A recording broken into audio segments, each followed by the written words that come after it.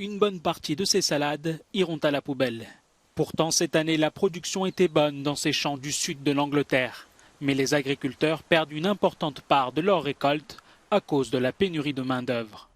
Nous avons probablement perdu environ 30% de la récolte de cette année. Moi, personnellement, depuis le début de l'année, j'ai dû perdre environ 150 tonnes de récolte.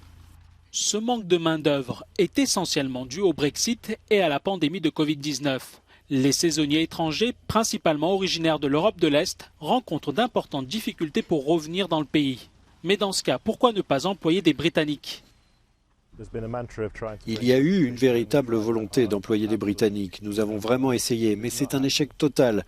Cela fait 4 ans que nous nous sommes engagés avec le Centre pour l'emploi de Maidstone et pas une seule personne ne s'y est présentée. Alors s'il vous plaît, arrêtez de me sortir cet argument, parce que c'est des conneries.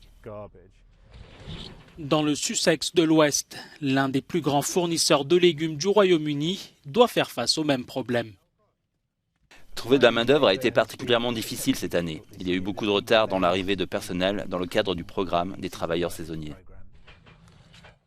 Cette année, le programme des travailleurs saisonniers qui octroie des visas à court terme a permis aux producteurs d'inviter 30 000 migrants en Grande-Bretagne, avec la possibilité d'en accueillir 10 000 de plus si nécessaire.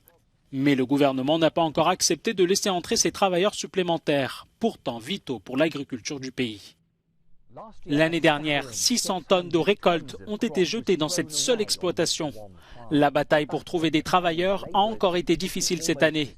Et les agriculteurs affirment que si l'on n'autorise pas davantage de migrants saisonniers à accueillir ce brocoli, des champs comme celui-ci cesseront d'exister au Royaume-Uni.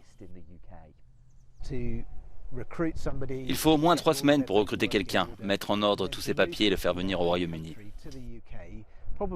Et les légumes n'attendent personne, ils continuent de pousser et une fois qu'ils dépassent un certain point, ils ne respectent plus les normes pour la vente au détail au Royaume-Uni et partent à la poubelle.